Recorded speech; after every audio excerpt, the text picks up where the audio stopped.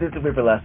This is the music that made we, and I am Victor Devon, and through the miracle of fiber optics, I get to talk to nightless individuals in the field of drag, burlesque, and cabaret about the songs that make up their personal playlist. These songs might be from their childhood, it might be what they do on stage, it might be what they listen to when they need a moment to not be on stage.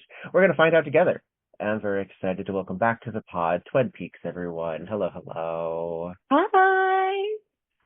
So, big move. Yeah, Where just the hell are you? just a little puddle jump. So we left New Orleans as of Christmas Eve of 2025. Oh. Yeah. Technically on the 23rd, I think. Time is weird. Mm. And we Well, it landed changed too in when you got there too. by 8 hours. Yeah, we moved to Cologne, Germany, Oh, and got here Christmas Eve, and our first day here was Christmas Day, so it was really nice. oh, And very then got to move lovely. into our new apartment literally the night before our wedding anniversary. So Tier and I got to spend our fourth wedding anniversary waking up to our new life and our new apartment. Wow. So I very would imagine romantic and kitschy. Christmas in Germany just sounds very Ah, like otherworldly. It sounds I like will a have to let you know. We didn't really get to see much of it, most everything, because we were, in the middle of getting stuff over, getting our cats over, at that point, and there was other stuff going on. Um, so really didn't get to see much of the Weihnachtsmarkt. mm, Um, yeah, but we're really looking forward to doing so this year. nice. How was the Yeah. travel with the cats? Because you have two, Uh, right? You have one on the lap right now, right? Yes, we have three cats altogether. Three. They did, and yes, this is Isis. Hey, Say yo. hi. Oh my goodness. She's our love bug. She loves everybody and also is the biggest bully and just troublemaker. She is Mm, mischief on 4 feet. I love her. that's oh. Yes, she's my problem child. Mm. But yeah, so she was actually, ironically enough, she was the easiest one for the travel. The other two were not so great. I Mm. will have to let Tyr regale you with his story of the cat that he took and the 4 hours that they spent in the airplane bathroom. She was having an upset tummy issue. But Oh. yeah, it's not great for him. Luckily, my Mm. mother-in-law and we had a slightly easier time of it with our two cats that we had, because we had to sort of divide and conquer. It was a whole thing. Oh my But goodness. yeah, Yeah. What was they how did long really is the well. flight? How long is the flight from New Orleans to Cologne? I think all total, because we had to take a connection. So my mom and I, we went from New Orleans to Atlanta to Frankfurt, and then here because airplane rules and regulations about pets and everything, he had to go from New Orleans to New York to Frankfurt. And we all ended up landing at the same time or roundabout. So it really Mm. wasn't that big of a deal. But yeah, it was a journey. And I Yeah. think all told it was about 16 hours or so. That's a lot. Yeah, it's a lot. That's Yeah. a very long time. It's a very long time. Yeah. So like So, I said, just a quick little jaunt. yeah. What necessitated the move? Gestures broadly at everything, Mm. um, There was a short time people were version. running away from Germany for similar reasons. Yeah. Don't get Did me you have started you on how indulged many. in the irony of that? Oh, 1,000%. The number of times I have made the joke about us fleeing to Germany to escape the Nazis is wild. It writes itself. Yeah. It is. It does. But yeah, my husband is Filipino, visibly, and I know what I look like, but I am Chicana. Mm. And I am also really, really dumb when it comes to like seeing shit in person. Mm. So it was very much one of those things of like, we knew that if we didn't get out and something were to happen or we were to come across a scene, that the likelihood that I would make it out okay is not high. Or like Mm. if, you know, issues, with ICE being in New Orleans and if Tier were taken and it just, we were very fortunate that we were able to make the move to get out. Yeah. And I'm actually really glad we did because as we've been here and as we've gotten to meet people, and we've been very lucky, we've made a lot of friends over here. But a lot of Europeans don't know how bad things are in the States. Oh. And every time we talk to somebody, well, they'll ask us essentially the same question of, oh, why the Mhm. move? And we start Well, telling I them, mean, and why Germany specifically too? Because that seems yeah, like a very specific choice yeah. of Well, all places. for us, logistics were one of the bigger things. I speak a little bit of German already, Okay. and so I want to go for my citizenship. And Germany actually has a complicated but fairly straightforward citizenship process Okay. that I'm actually a good fit for. So we're gonna try and do that here in a few years. Nice. Well, I Yeah. look forward to seeing how you conquer, maybe bad choice of words. How you I share my presence. yes, with Yeah. Germany specifically. What is it like performing? We'll get to the music in just a second, but since we're Mm. catching up, Mm. what how is performing in Germany been for you? Uh, Locally here in Cologne, there's not a whole lot, but there are plans in the works. Hint, hint, hint, Hmm. hint, nudge, nudge.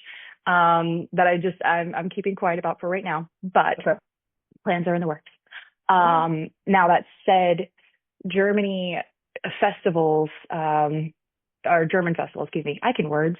Yeah. German festivals have been absolutely amazing. I got to do Mainz in March, and then I'm going to the Bavarian Burlesque Festival and the Frankfurt Burlesque Festival back to back in October. And so that's going to be amazing. I'm really looking forward to it. I've gotten to meet so many performers from across Europe at Yeah. all these festivals already. And just everybody here is so nice. They've been so kind. Everyone has Mm. been so helpful and so just genuinely like quick to, oh, hey, how are you? How's it? Like the community and the welcome that I've been very fortunate to receive has been just mind-boggling. Hmm. I was expecting there to be some sort of like, American, or something. I don't know. Sure. No, I mean, makes But perfect sense. It's a little embarrassing to say where we're from yeah, right a little now. bit. I Yeah. mean, I remember that being the case after 9/11 with George W. Bush. And I know that there are some Mhm. people that sort of feel nostalgic for that era. Don't fall into Uh, that trap, people. Don't fall into that trap. don't. Idiocy is Mm-mm. idiocy. Don't let's not. We don't need a repeat. I mean, I know we're getting one, but we don't need, Well, we it's don't also need this it. revision. It's almost like, oh, wasn't he quaint? Like, no. I mean, No, he was probably a a war war criminal is criminal yeah. too. We don't Yeah. need to Uh, idealize that era. Yeah. yeah. Yeah. No, no, no, no, no. Mm. Well, I thank you for being a part of this. We're gonna go through your list. You had an Yeah. assignment of 10 songs that you needed Yeah. to choose. Um, and you run a very interesting gamut, and I'm very excited to get through these with you. Tell me about what we're picking first. Okay, so I just one, I appreciate that you said it's interesting because I thought this was the most tragically millennial uh list. So I'm glad you found it interesting. But the very first one I start with, because I wanted to go kind of chronological. Okay. And so the first one I want to start with is Oh Wolfie Mm. from I had to pull this up because I could not remember. Swing Shift Cinderella. It's one of the old Tex Avery cartoons, and it's Little Red Riding Hood and one of her many Tex Avery variations. Hmm. And she's singing to this cartoon wolf, and I, I have Everyone knows always it. Even if you don't think you know it. It's that we quintessential, like, it's yes. almost, who does she based on? She Wait, looks can kind I of like Betty sing? Grable-ish. A little. She was modeled after a little bit of Betty Grable, a little bit of oh my God, I'm forgetting her name, and I'm Rita Hayworth. Oh, that makes She's sense. a Sure. combination of a few. But her hair is up Uh, too. It's like in that hmm like interesting sort of bouffant. Yeah, her hair was Yeah. modeled after the not Sid Charisse, the other one, the blonde that was in White Christmas. Oh, Oh, where's Helen Hales when I Rosemary need her? Cleaner? Clooney, Clooney? Rosemary Clooney. Clooney. Yes, Yeah. yes. So her hair was kind of modeled after her. Okay.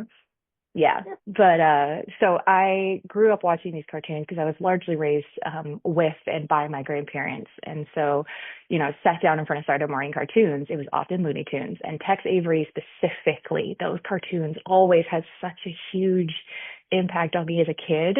Like there are pictures of me and my little sassy pull-ups just posing, arm up and everything. My grandparents used to call me Sarah Bernhardt, which for those who don't know was the actress a very very famous actress in the 30s for silent films.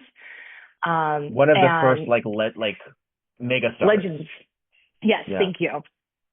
And I had never really looked into her until recently, while doing homework for this. But yeah, so being a showgirl has always been there for me, and these cartoons, I swear, are a big reason why. Like the just the aesthetic, the vibe, the everything. I just loved the attention these characters got, while also having autonomy and, while also having their own, granted in little 30-second clips, right? But their own sort of like their desires, their wants, their thing. This girl just wants to sing and dance and get her paycheck and go, sir. Leave her alone. Showgirl. Exactly. She just wants to do her show and go home, have a good time. And so I've always just loved these cartoons so much. Yeah.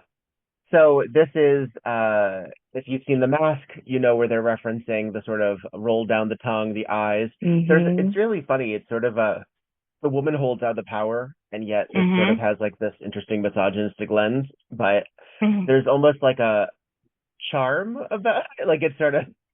Yeah, and that was one of the things. I actually recently watched like a compilation video, a lot of these old cartoons, specifically from Tex Avery. And when you really start putting them together, you realize that man really loved burlesque. Like really went to, watched, enjoyed. Like so many of those cartoons are modeled after. I mean, beat for beat, they're burlesque numbers. Yeah, and it's so interesting. Like, yes, now looking back at it, we see the very, misogynistic overtones. And yet, I feel like in a lot of them, not all of them, obviously, there's still the element of these characters are doing this because they want to, not because they're being forced to, not because they're they being have sort of to. revered too. Yes, it was always coming from a place of like, when you look at it, these men were often depicted as powerless almost. They are, enraptured. They're captivated. They can't help but be this way. Bewitched. And yes, thank you. And I always loved that sort of idea. And even as a kid, I realized like, oh, I could do that. And so I remember distinctly being like 5 or 6 and practicing that little shoulder roll, because I just thought that like, oh, well, if that's all it takes. And turns out in some cases that's true. So valid. Right. Well, fabulous. This is from the Tex Avery collection. This is Oh Wolfie, performed by Imogen Lynn. I think so. Yeah. Yeah. Pin Up Come to Life. That is I Oh love Wolfie. it. Yeah. I love her. It's you actually had made me go through a little bit of a rabbit hole with looking up this one, because it is of its relative obscurity. And we talked off the record about songs that are on and off streaming. That is not on easily available. No, you can't find it anywhere. Yeah. So that one was sourced from YouTube, fortunately. But yeah, Imogen Lynn was a bit of a voice dubber for actresses who couldn't sing. In a similar way that Marnie Nixon became famous for that later in life. And so is our next song. Same thing. Yes. But this sort of I don't know, this sweetheart sort of sensibility. Folks at home, you missed a little bit because I have to put the lyrics up for the video version. But Twen was doing the shimmy. Yeah, I love that song so much. I love her character as well. She's such a delight, and I was always drawn to all of those like showgirly, saloon girl characters in all of the old cartoons. Like, the Rescuers, Five O Goes West, all of those like little saloon girl characters. Like those were Yeah. always the ones I wanted to play. So I'm fairly certain Well, that's a little bit of where like my pinup fascination started. I mean, if you really think about it, like we don't really have it right now with our sensibilities in our Disney, DreamWorks, whoever else is Mhm. doing sort of the thing. But like you go back to like Rockadoodle or The Great Mouse Detectives or Yes. any of these reverent sort of That sort of Renaissance themes. era. Yeah. Mhm. And these characters are a lot of our for our generation and around that same time. You're a little bit younger, but I think we just barely share a generation Mhm. on the cusp. Yeah. It changes all the time. I know. Um, I mean, do you qualify as Z? Have you done the No, math? I am firmly in the middle of millennial. I'm Okay, 91. So like okay. I think the last I saw it was like 82 to It's 96 or 98 depending on who you yeah. ask. I find that it's sort of an odd, and it's interesting trying to figure out generations as if Mhm. all people in that generation are going to have the same experiences when you have to consider all of the intersections that are Yeah, related. seriously. Um, so frequently when I talk a lot to fairly younger people, because I'm talking on the pod to a lot of, I spoke to a couple of people who are significantly younger than me that are starting burlesque and are like, Mm. our references are I mean, I'm able to Keep up a little bit. Yeah. dabble. Yeah. I know who some of these folks are. But Greetings, fellow youth. it's I mean it's a real thing. But I remember also Yeah. like because I grew up sort of Gen X adjacent because my older Mhm. siblings were Gen Yeah. X and I followed them around. Yeah. So I was watching MTV at like 7, which uh adjusted how I looked at things. I also am a queer individual, so my perspective of how things work through the HIV crisis lens is very Mhm. specific. And then Mhm. you get into a lot of other like moments in time once you get to like 9/11 or you get Yeah. to usually Major tragedies. cultural. Yeah. Yeah. But I was talking to somebody recently about being married, and I was like, oh yeah, well, marriage wasn't ratified until after we were together. Yeah. Yeah, I And I was remember like, doing oh, a high school thesis on gay marriage and why it should be legalized. Like, you know, it's yeah. it's one of those things, and I'll share this story very very quickly. But it's one of those Huh? things that I keep in mind every year at Pride. When I was living in Memphis, I was performing with a cirque troupe. Hello to QCG Productions, I love you all. And there was this one club that we were working in, Spectrum, RIP, and it was the only gay club, queer club in Uh-huh. Memphis at the time, like the only club, right? Bars aplenty, but club. And I went there when I was 18 with another friend of mine from high school that, because it was also one of the only ones that allowed 18 and up. And Mm. he was bi, I was bi, both of us just happened to like, I just happened to have these parts, he just happened to have those parts. We weren't attracted to each other at all. And we were going to this club specifically because we were like, hey, I will if you will, kind of thing, trying to Yeah. hype each other up, right? And we got called breeders within 10 minutes of walking into this strip club or walking Okay. into Spectrum, into this club. Yeah. Fast forward about 7 or 8 years, 10 years, whatever it was, I don't remember. But I was upstairs in this same club. I was upstairs in a different part of the building, looking out over this crowd with my QCG group. And I just remember we were covered in body glitter and it was the most miserable experience. And we're all just kind of sitting there tired. We're hot, we're sweaty, we're gross. And we look out and we see all these people and, couple of us made the comment of like, oh my God, there's so many kids. Ew, there's so many children. Like, cause, we're all ancient, almost 30-year-olds at the time. Yeah. And it just kind of hit me. And I like stopped and I don't even remember whose hand it was, but I grabbed somebody's hand and cause they were just next to me. And I'm like, put my hand on the railing and I'm like, there are so many kids. Mm. We couldn't have done this. Because when Yeah. I went with my friend, however many years before, we were two of the youngest people in there. Looking around, most everybody had to be 25 and up. So Yeah. it's just such a very unique experience to be on that weird like cusp. Yeah. That's the thing. And also there's a lot of discussion about like when it comes to pride about how young some of the pride Mhm. goers are and how it's I think that these we wouldn't necessarily have as many of these questions if each Mhm. event didn't seem so special. Yeah. If we weren't so precious about these singular sometimes events representing all of gayness for the year, Yeah. maybe we wouldn't be quite so I don't know. I'm of several minds. I'm of several minds.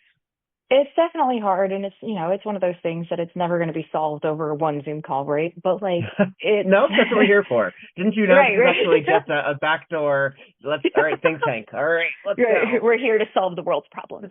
Everybody be gayer. Well, yeah, Right. that does seem like it might help. Right. It would certainly work out some tension. Ah, Um, speaking of awakenings, let's get into track number two. yes. Okay. So I sent this one to you with two names attached because Mhm. two versions. There's two versions of the same track that are very special to me.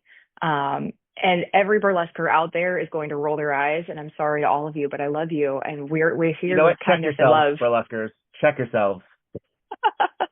But it is specifically Jessica Rabbit's version of "Why Don't You Do Right" from Peggy Lee. Yes. And oh, it is such a classic. And you know, Who Framed Roger Rabbit has I won't spend too long on this one. Every millennial, we could give the same speech.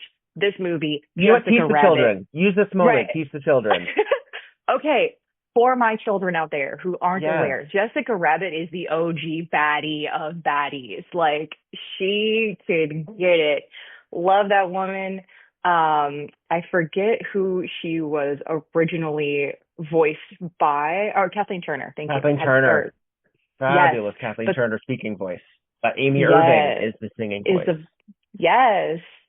And so just I remember seeing that one, and very similar to the Tex Avery cartoons. It was just like Oh yeah. oh, I can really do things with this. It was the natural progression of, seeing a cartoon wolf to now I'm seeing real life people get excited and like, oh, Right. this could be a thing. She's sort of like an And elevated woman when mhm, the Tex Avery is sort of like a girlish. This yes, one is fully in her. This is femme. Pokemon evolution.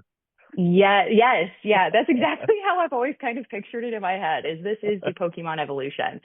And she is such a badass. And of course, like shout out to Vicky Duggan, the model that her back of her dress was sort of modeled after. Mm. Cause oh God, just most glorious outfits. But anyway, so Jessica Rabbit is just one of those quintessential characters that when you see it, you'll get it. And if you haven't seen it, what are you doing? Yeah. Um, but Why Don't You Do Right, specifically that song, because of Jessica Rabbit, the very first burlesque show I was ever in, I wasn't actually dancing. I was stripping, or I was singing, excuse me. I Oh, can't talk tonight, Jesus. no, you're good. Good, good, good. So I wasn't actually dancing. I was just singing that one. And so Okay. I opted to sing Why Don't You Do Right. Um, and about a week before the show was supposed to go on, they asked me to sing Fever as well. And I bombed that one so hard because of stage fright. Mm. And then came back in the second half and was able to pull it together with Why Don't You Do Right because I knew that one. And so, Why Don't You Do Right was sort of what made me get back on the horse of like, no, no, no, I'm going to do this. Cause after finishing Fever, I almost was just like, I don't want to do this. I don't want to be in these shows. I never want to do this again, you know? And then I went out and I nailed Why Don't You Do Right. And so that was like, no, I need to come back. And several years later, I did. Yeah. Well, there you go. Yeah, she's sort of the the magic that happened to create Jessica Rabbit, because Yes. an insane visual model where it verges on grotesque because of the Yeah. proportions and Mhm. the heavy drag makeup. Like Oh, for those sure. lids, Divine. the That's divine all whole day. Yeah. the situation, it's beyond understanding. And her being sort of like this sex symbol Yes. is a fascinating commentary on our culture. Yeah. In I a world love that. where we have such like drag and trans panic as well. Like maybe you guys should just think about Yeah. our, like our roots here, folks. Like maybe just Right. consider. Right. Like maybe just chill out a little. Just maybe just realize. And I do love also that it took three women to create the quote perfect woman. We have Betsy Brantley as our body double for Jessica Rabbit. We have Uh-huh. Kathleen Turner as the voice, and Amy Irving, aka the former Mrs. Steven Spielberg, Oh, yeah, who that's right.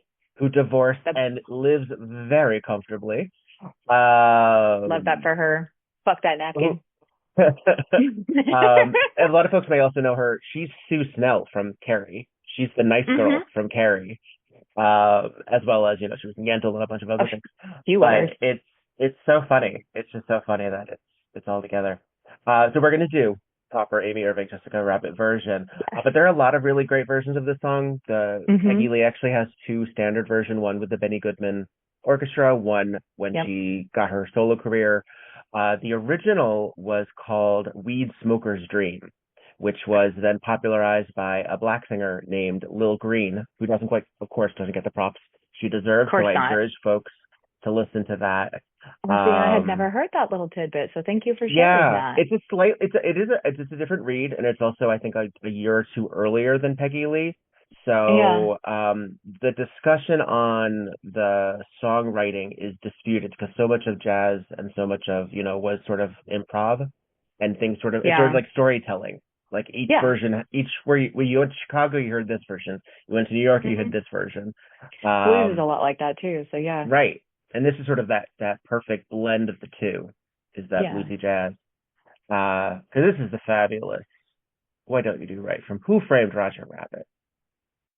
You had play. She's married to Roger Rabbit. What a lucky goyle. You better believe it, Buster. My favorite part of that whole clip is when she's walking past and it's just titty, titty, titty. Yeah, yeah.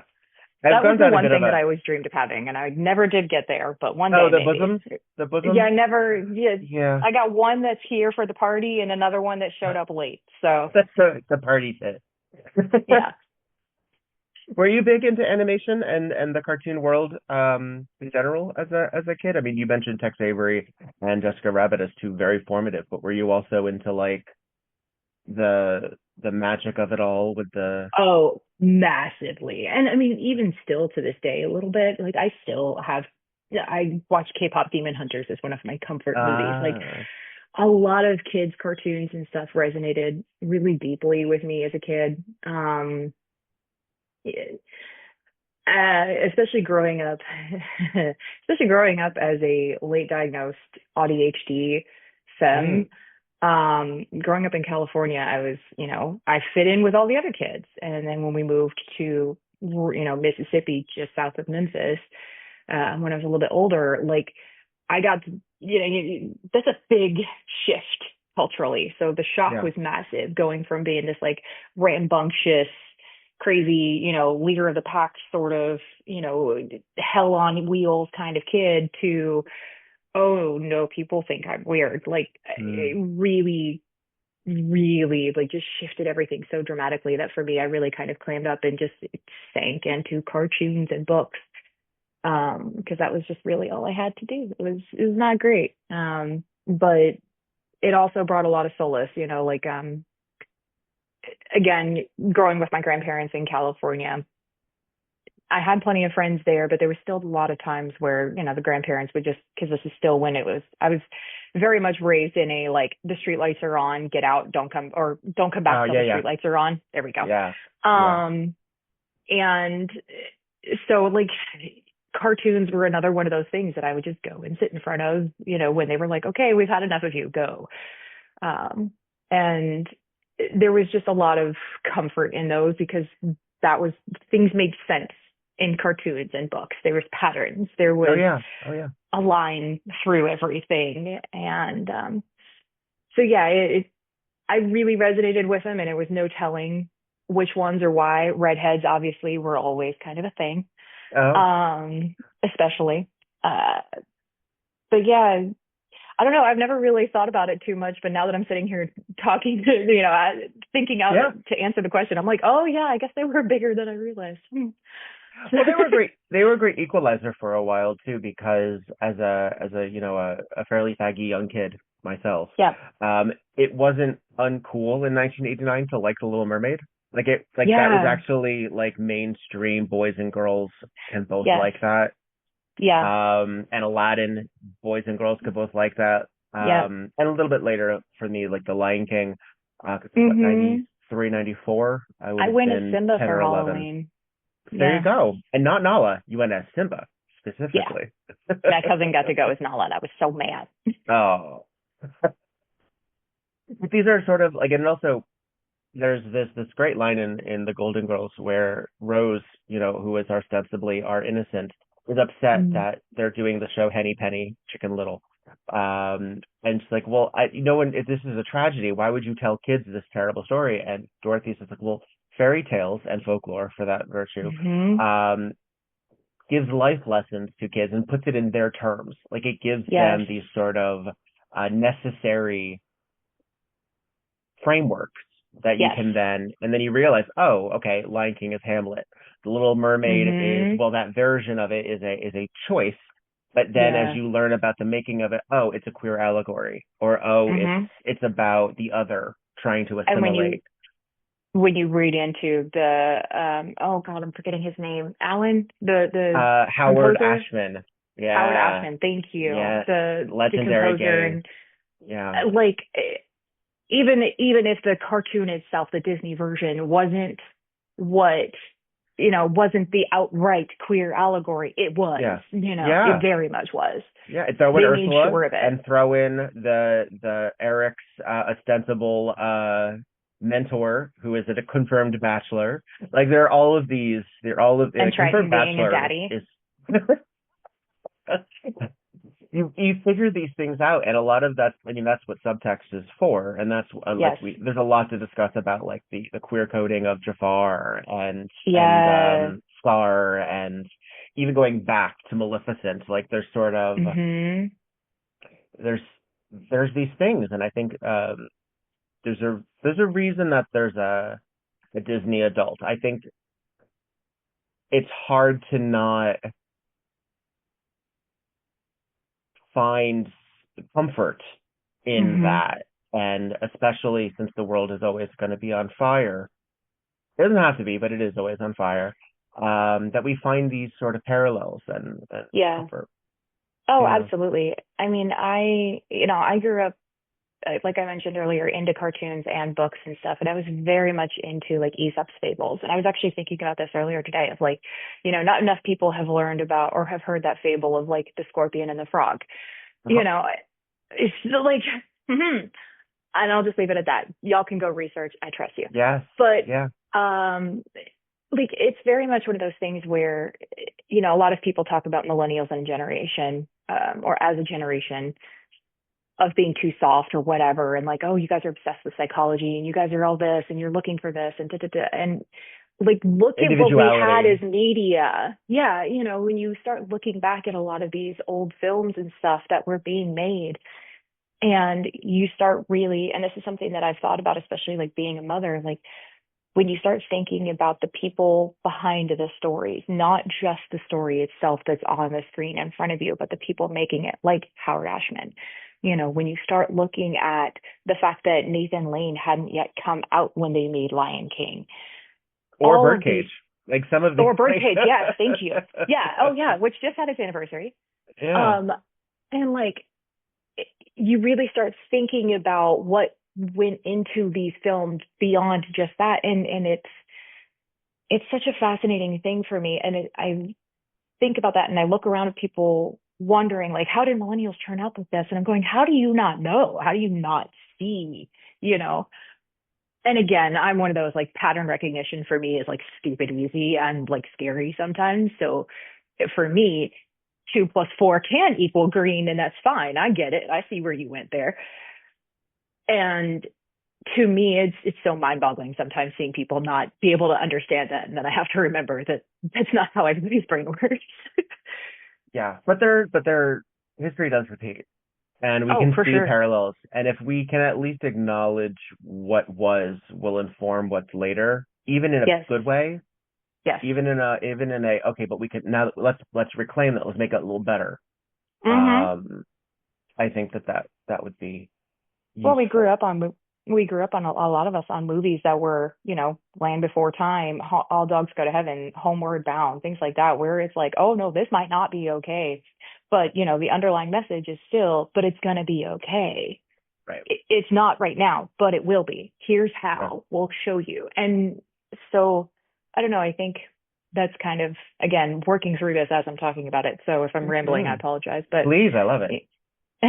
just kind of realizing, like, I think that sort of has kind of gone through my life, and looking at the list of other songs that we have, I'm like, oh yeah, how Yeah. did I not notice? Yeah. So, Well, a lot of it is also the framework is chosen family. A lot mm, of it. I mean, you do have your Wizard of Oz, your Alice in Wonderlands, where they're trying to get home. yeah, But even in something like Homeward Bound, they're trying to get home. But how they get home is with the resources around them. yes, And in theory, they will go home that much more enriched. So it mhm, still has this element of um, it's okay to also explore if you have the folks around you. yeah. Well, it doesn't negate that community as a resource. Right, right. Well, and then of course you have the folks who are like, why would you ever want to leave Wonderland? Why would you ever Yeah. want to leave Oz? Why are you going back to Kansas? Like it also like because then you have like the the folks with whatever Mhm. exciting Mm. aquarium lives inside their brain that says stay there. Yeah. Why Why are wouldn't you I? going back? And Yeah. because that's also propaganda. That's also sort of like the choices of the artists or the writers or what have you. Um, Mhm. and yet they manage to get home and they're safe and everything is good. Well, Um, and I also take a little bit of the stance too of, and this is totally tongue in cheek. It's serious, but not. It's one of those things of everything artistic is a form of propaganda. Every oh yeah. piece of art is a form of propaganda. It's just Hmm. a matter of how, why, what the intent was. Whether That's or true. not it's a political propaganda Oh yeah. could, maybe not, who knows? But everything is propaganda. Absolutely. Absolutely. There's a reason that Night of the Living Dead came out the way when it did. There is a Yes. reason that the Hunger Games came out when it did. All of these Gaslight. things, all of these things, all of these things. Yeah. Um, this is a thread. We're going to keep on going, but while we're at this impasse, tell me about track number 3. Yeah, this is actually a good one. So our next one is Linkin Park, Numb. This is going hand in hand with our song that comes after this. There's a little bit of a story here. Okay. This is fair warning. This is where it is going to get just a teensy bit sad.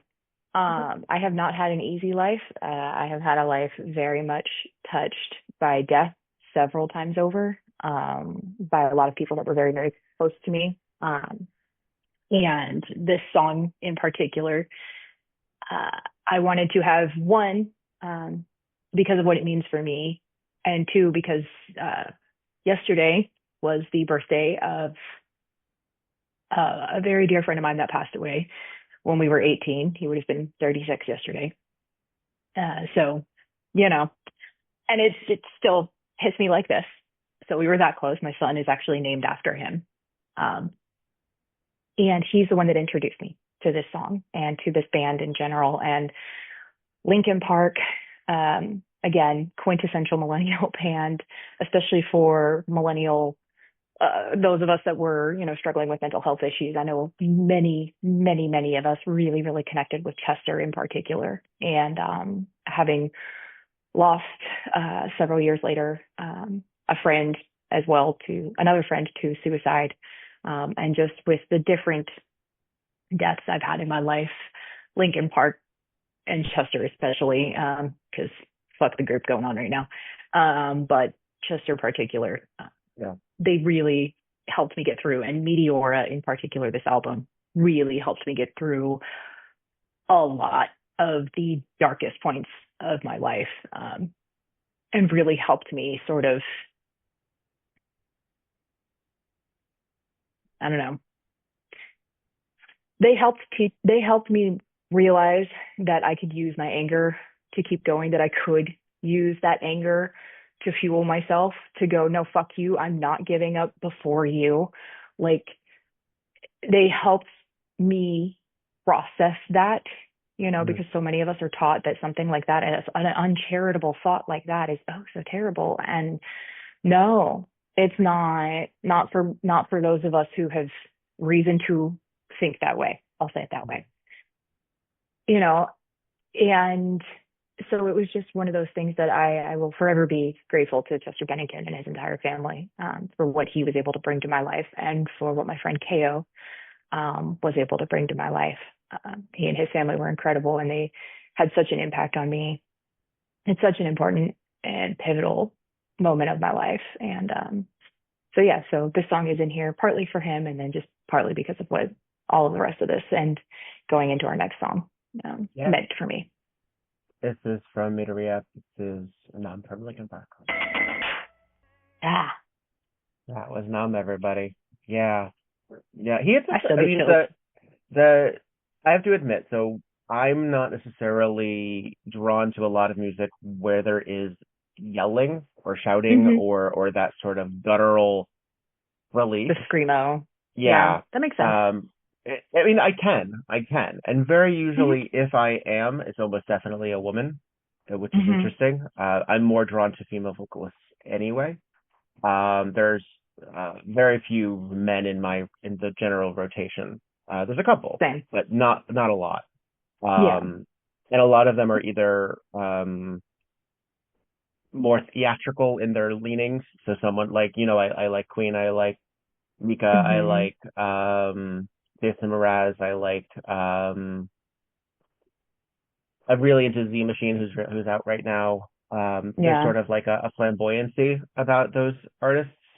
So therefore I think they're I get safe. away with it. Yeah. I don't know, and I think also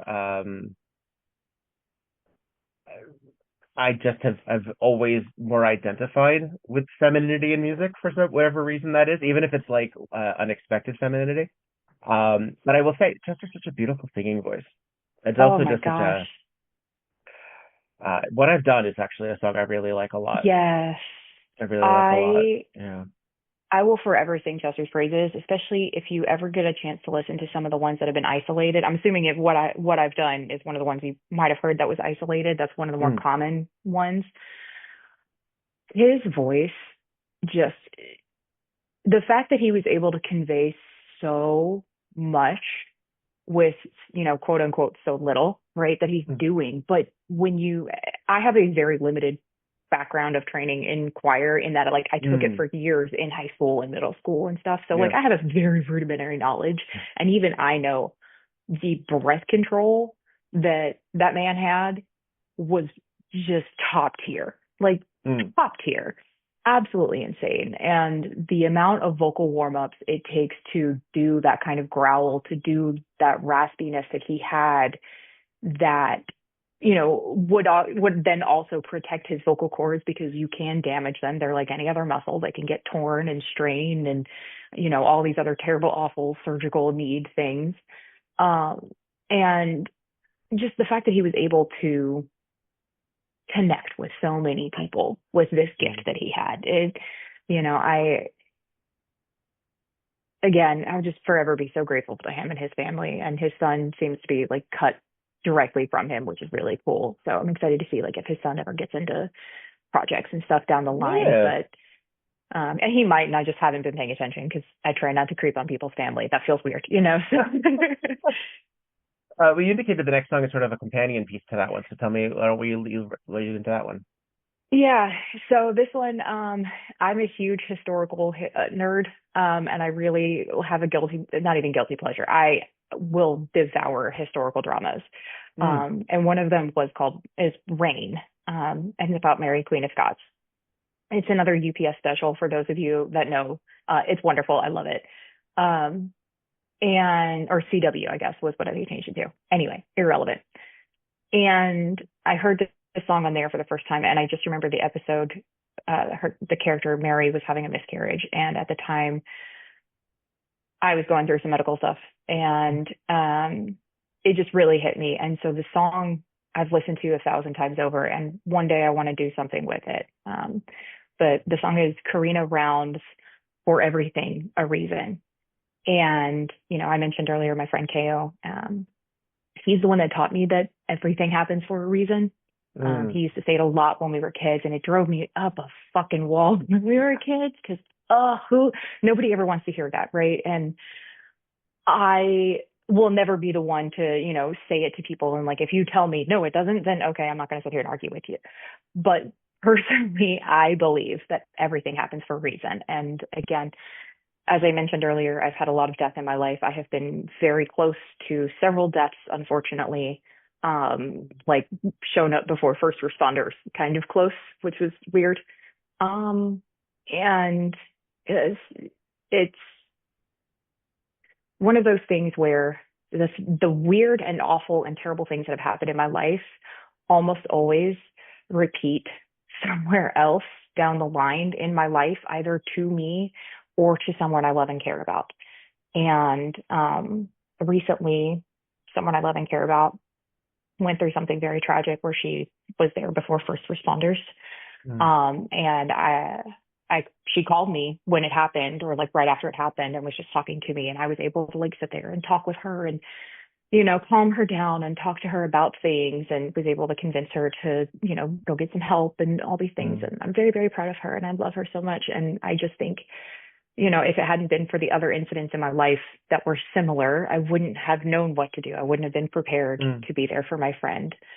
And so I do take a very stoic, like original stoic, not current new wave fanboy stoicism, but like OG text stoic sort of view of like being grateful for the awful things that have happened, because they've made me who I am, and they've made me stronger so that I can better provide support for myself and for others when I come up against those same or similar things. So yeah, for everything a reason.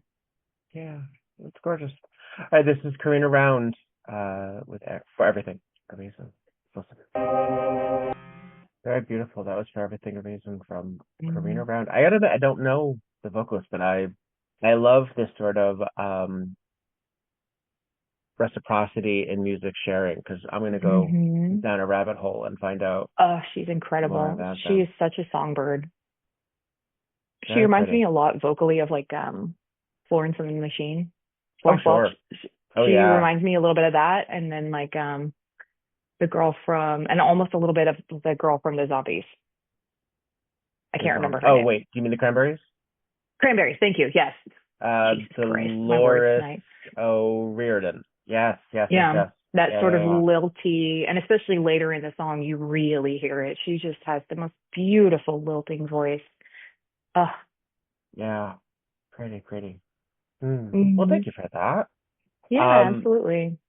Do you find that a lot of the songs that you found as a performer, as a show person, are informed by music that you would listen to normally, or are they? Is there sort of another side? Okay. Yeah, well, 1,000%. Some people, I think that they almost, since they're a heightened version of themselves, there's like this other chapter that they would listen to, but they don't listen to necessarily off stage. They're sort of, they put it on or something like that. They only. No, and that makes total sense. I think for me, Twen and my civilian persona are so ingrained and enwrapped. Like it really is like just turning the volume up on my civilian personality, and bringing the inhibition down. And so for me, when I'm listening to music, there are so many times, especially when I'm sitting with my husband here, who has such a wide array of music that he listens to and such an eclectic taste, that we'll just be sitting here jamming. We have music going in our house all the time. Yeah. And so we'll be sitting here, doing dishes, cleaning litter boxes, whatever. And one of us will have a song on, and you'll just hear from across the house, like, well, send that to me right now. And it's usually me yelling at him to send me something I could strip to. Because we have just so much music all the time. And so I love incorporating stuff I would normally listen to. I love incorporating stuff that is totally, new and weird for me. Like I'm working on 2 acts right now that are metal burlesque, and I'm not normally like a metal person. Mm-hmm. But the stories that I'm building around them and the reason I'm doing them is one that is wholly me. And so it's helping me to sort of put that on. And for me in this process, it feels like just putting on a little bit of another costume, like, or a different costume, and like, it's still me. It's still my costume. It's just a slightly different version, yeah. And I'm really, really excited about those pieces. Cool. We're going to close out side A with the 5th track. Tell me at this halfway point what we're going with. Ooh, and this is where we get to have a total vibe switch, and end on, again, another millennial eye roll. So Twen, in the annals of history, that is her backstory. Yeah. She was very much a product of and born and exploded from the womb of Coyote Ugly Saloon. I would not be who I am if it were not for my time working with the Coyotes in Memphis, and with meeting Lil, like the Lil. She's amazing. Love her to bits. And so this song is LeAnn Rimes, Can't Fight the Moonlight. And I wanted this one specifically because wee baby Twen, when she was not but, oh God, probably 10, 11, because the movie was released in 2000. And I think I saw it for the first time in around 2001. And I was hooked. I knew immediately I wanted to grow up to be Rachel, the girl who cuts the guy's hair, for those that have seen the movie. And, the whole, she had to take anger management classes, and I gave her a pay raise. And turns out, kids, you can achieve your dreams, because I very much did. I started working at Coyote Ugly when I was 21 and was just a problem child. Like, I grew so much from my time at Coyote, and I learned so much, and I tip my hat to everybody I worked with except for one, and he knows who he is. And just, that was the first place that really made me like really grow up and realize that a lot of my worldviews needed to be challenged. And it really did it in a good way, in a constructive way for me, a very painful way at times, but in a really good way that was necessary for how I learn. And so Can't Fight the Moonlight is my nod to them, because if it were not for Miss LeAnn Rimes and the entire cast and crew of Coyote Ugly, the movie, and all of the wonderful, incredible, beautiful, powerful, amazing women I got to work with when I was at Coyote Ugly in real life, I would not be the Twen that we all know and love today. All right. Yeah, what a great soundtrack that Coyote Ugly has as well. In addition to the LeAnn Rimes tracks, there's a lot of really great 90s jams in there as well. Oh yeah. And 80s jams too, because one can't forget Need You Tonight as well up there. Yes, yeah. All right, let's take a listen to it. This is from Coyote Ugly and the album I Need You. It's LeAnn Rimes with Can't Fight the Moonlight. That was Can't Fight the Moonlight from LeAnn Rimes. Yeah. Another Diane Warren written track, and Trevor Horn, who is a magnificent producer who everything from like Kiss from a Rose Yes. to oh God, You can hear it in all of his tracks too. all He's the very 2000s. All the 2000s. yeah. Oh Yeah. yeah. But he was everywhere. Everywhere. His is that quintessential little snare pop. That yeah, like that's all him. That's all him. I just remembered. I just had a flashback. I hadn't even thought of this, but I haven't thought of this in years. But I just remember having I auditioned in middle school choir. We were doing like our spring concert or whatever, you know.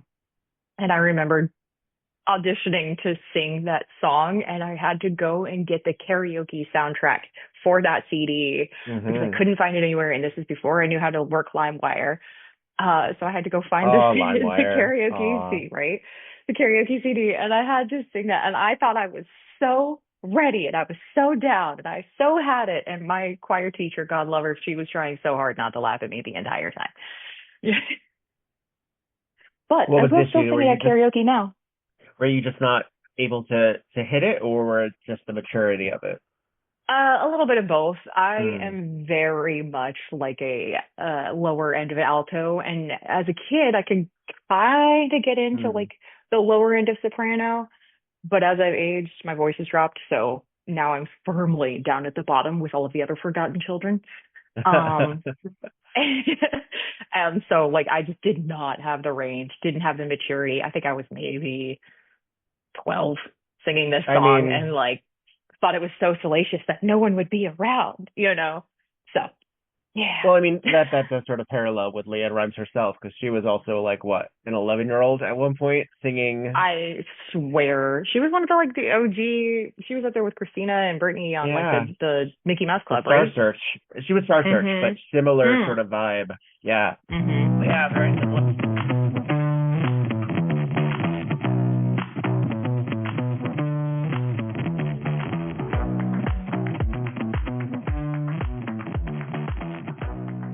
The Music That Made We is produced by Viktor Devon. The Burlesque Podcast Network is the creation of me, Viktor Devon. Podcast artwork is by Logan Lefeur. We Burlesque and podcast cover art photography is by Atticus Stevenson. The theme song, On a 45, is by This Way to the Egress and is used with permission. Incidental music is via Pixabay under the Fair Use Doctrine. Visit WeBurlesquePodcast.com for notes on this and every episode. You can follow We Burlesque and Viktor Devon on just about every platform, follow @ symbol before it, and remove all the spaces. You can also support the podcast via patreon.com/WeBurlesque or via Venmo by searching VIKTORBEVONNE. Don't got the cash? Who does? Please follow, subscribe, and get 5 stars on every platform you can get your hands on. It really does help. All original material is owned by Viktor Devon and by Ellison Burlesque Corporation. All of the materials are property of their respective copyright. No infringement, while likely, is intended. Copyright disclaimer under Section 107 of the Copyright Act of 1976. Allowance is made for fair use for purposes of criticism, comment, news reporting, teaching, scholarship, and research. Fair uses are used permitted by copyright statute that might otherwise be infringing. Non-profit, educational, or personal use tips the balance in favor of fair use. All rights and credit go directly to the rightful owners. No copyright infringement intended. Please don't sue me.